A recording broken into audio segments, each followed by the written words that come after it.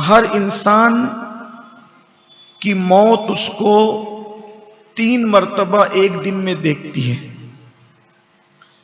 हजरत मलकुल मौत हर इंसान का चेहरा एक दिन में 3 मर्तबा देखते हैं।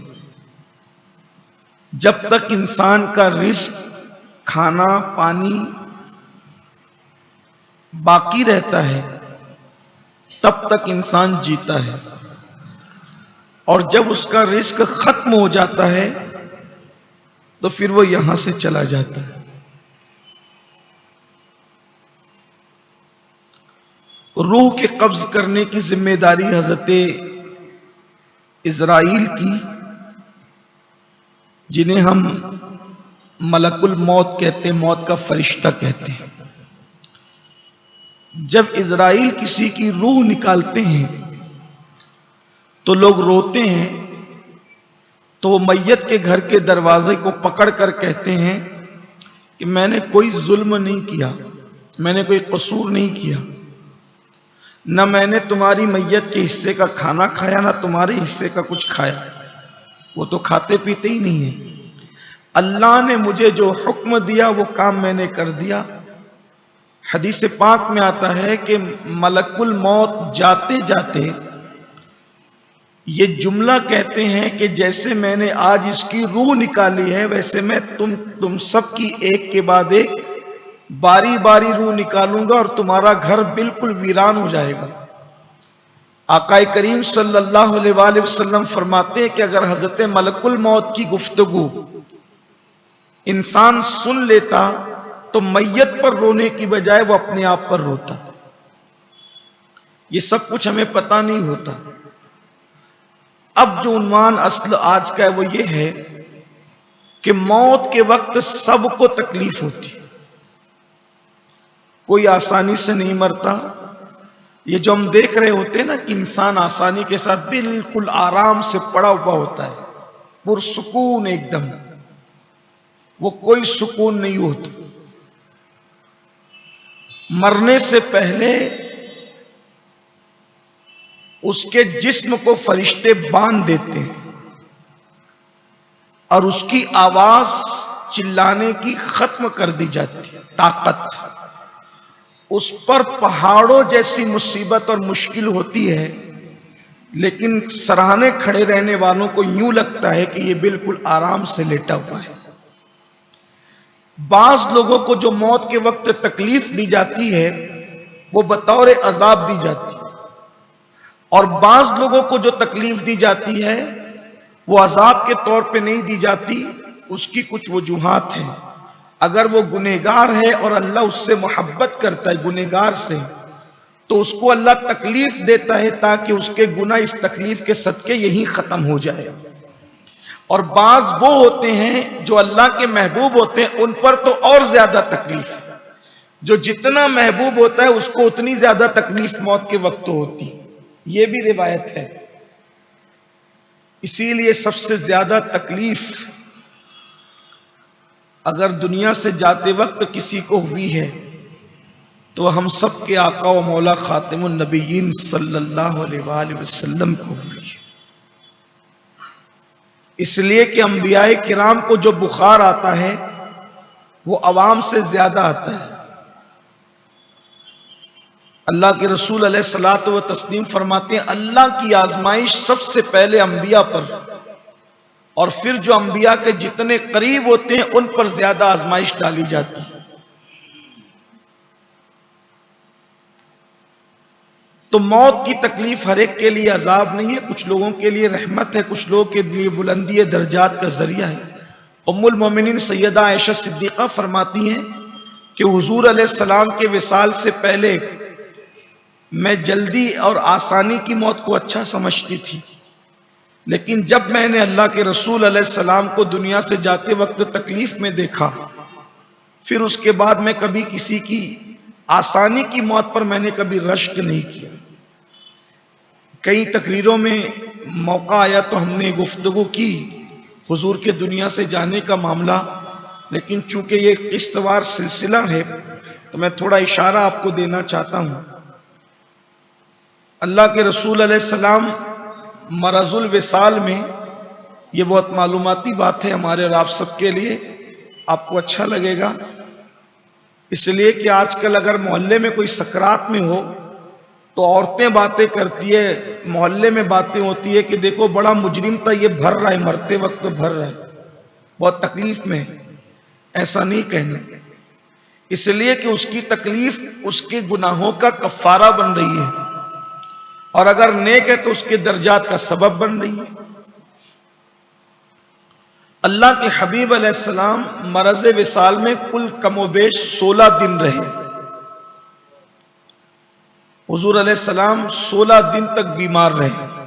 माए सफर में अल्लाह के हबीब अलैहिस्सलाम की बीमारी शुरू हुई और रबीउल अव्वल शरीफ के पहले हफ्ते में अल्लाह के हबीब सल्लल्लाहु अलैहि वसल्लम दुनिया से तशरीफ ले गए। अब इस पर मैं कोई बहस नहीं करना चाहता कि हुजूर अलैहिस्सलाम का विसाल किस तारीख को हुआ, ये नहीं कहना चाहता, ये हम रबीउल अव्वल शरीफ में इस पर कभी गुफ्तगू करेंगे। लेकिन आकाए करीम सल्लल्लाहु अलैहि वसल्लम का विसाल रबीउल अव्वल शरीफ के पहले हफ्ते में हुआ।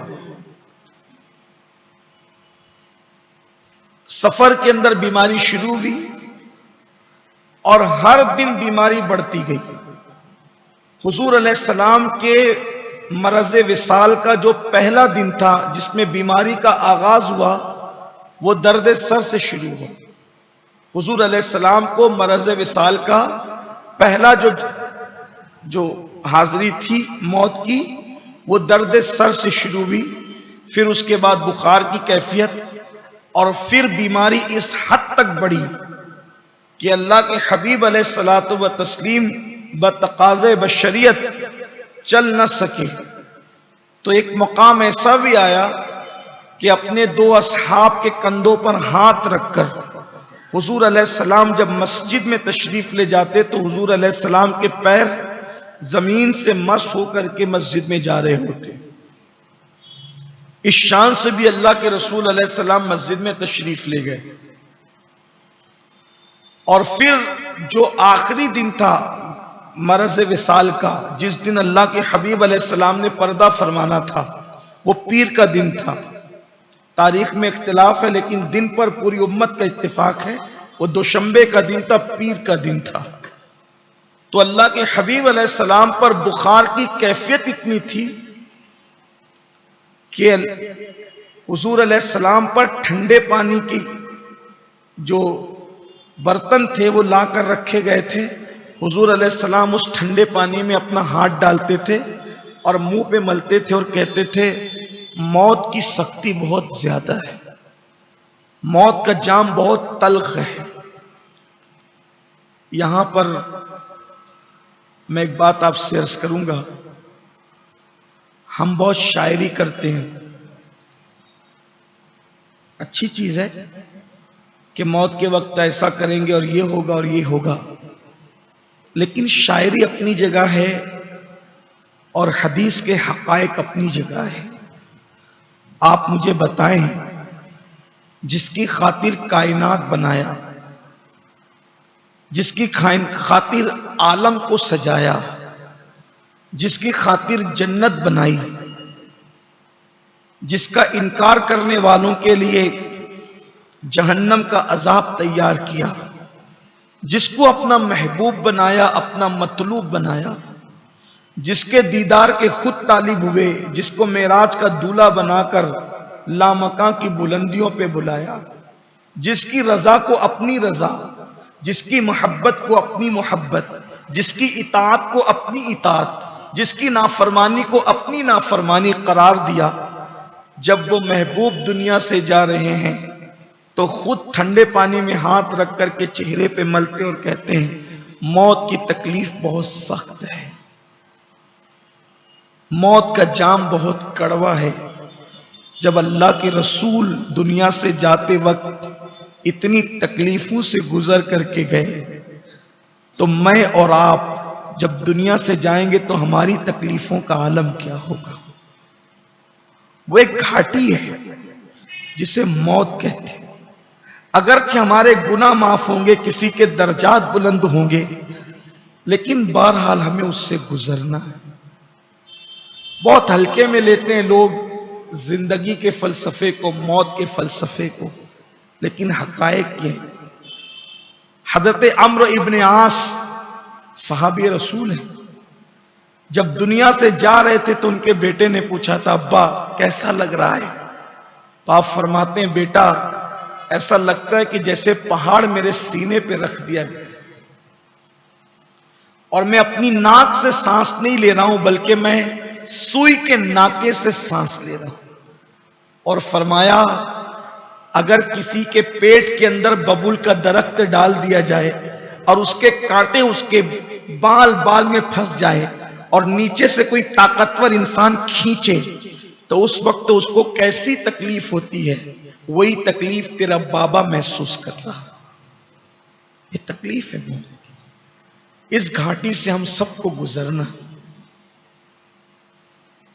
अब आप मुझे यहां बताएं कि जब इतनी सख्त तरीन तकलीफ होगी, थोड़ा गौर करना यहां पर, इतनी सख्त तरीन तकलीफ होगी तो इंसान का दिमाग कितना उलझा होगा उसमें,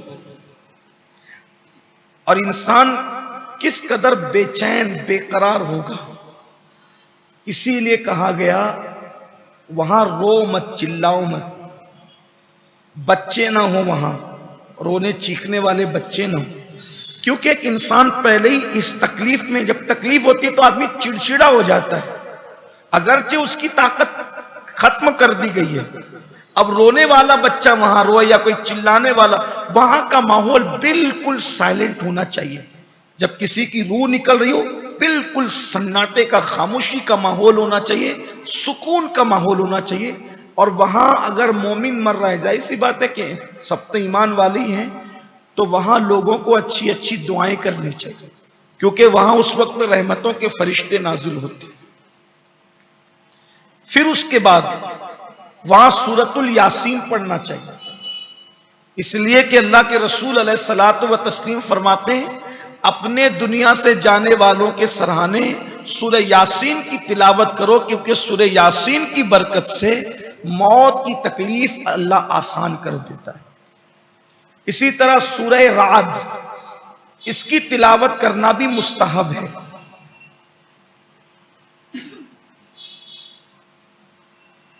और फिर जो वहां मौजूद हैं वो कलमे की तलकीन करें। अब कलमे की तलकीन करने में भी लोग जिहालत करते हैं, उसको हाथ लगा लगा करके, वो मोहल्ले की बड़ी बूढ़ी औरतें आती है और वो कहती है, कलमा पढ़ो, कलमा कलमा पढ़ो, कलमा पढ़ो, जो आता है बोलता कलमा पढ़ो। उस पर इतनी तकलीफ है और तुम हाथ से उसको मजीद धक्के दे दे के कहते हो कलमा पढ़ो। अब उस चिड़चिड़ेपन में अल्लाह ना करे अगर वो उस कैफियत में कह दे कि माज़अल्लाह मैं नहीं पढ़ता, क्या होना है? हालांकि उस वक्त माज़अल्लाह अगर कोई कलमे का इनकार कर दे उस तकलीफ में, तो अहनाफ के नजदीक उस पर हुक्म कुफ्र नहीं है, उसको काफिर नहीं कहा जाए। लेकिन ऐसा नहीं करना चाहिए। कलमे की तलकीन का मतलब यह है कि उसके पास बैठकर मध्यम आवाज में जो वो सुन सके और उसको भला मालूम हो, विर्द करें, ला इलाहा इल्लल्लाह, ला इलाहा इल्ला, इस तरह से। ये है तलकीन। उसको बार बार हिला हिला करनी का एक कलमा पढ़ो कलमा।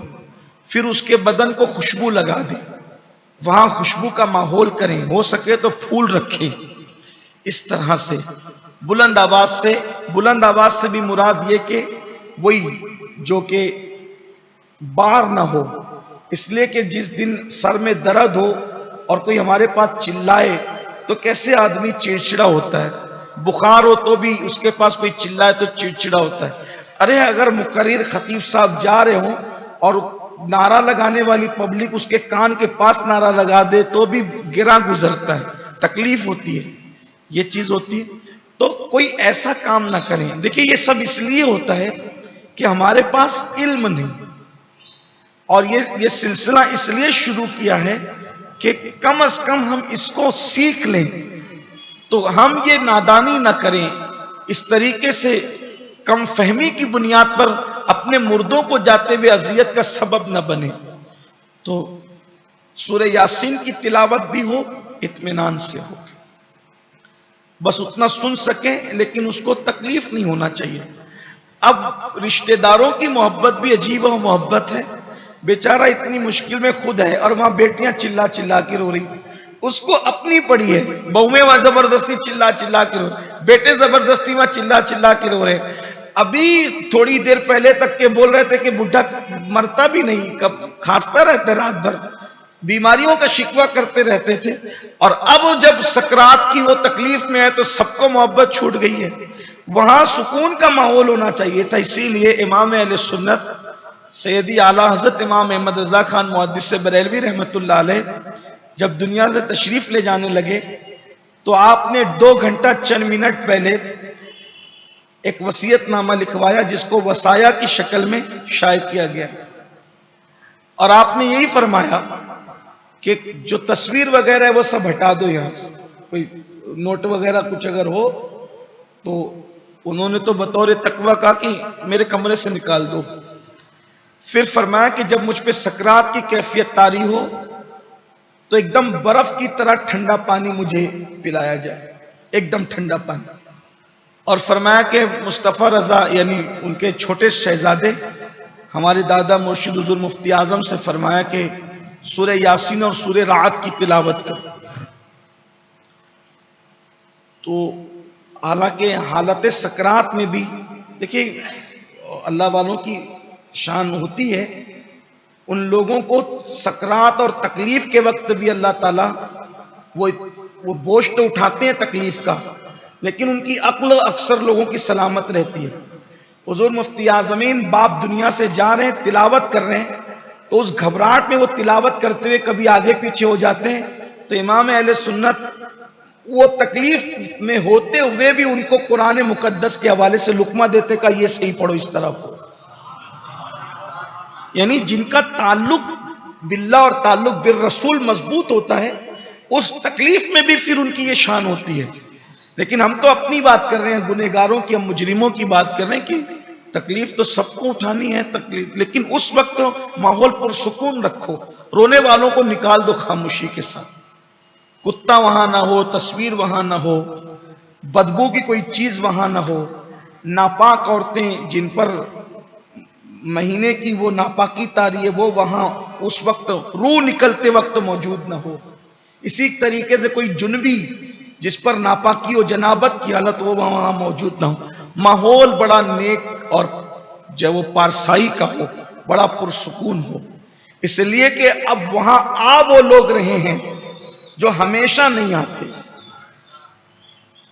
एक तो आना किसने? हजरत इजराइल ने। इजराइल कोई मामूली जात नहीं है, फरिश्तों में रुसुल मलाइका में उनका शुमार होता है। वो 4 बड़े फरिश्तों में आना इजराइल ने।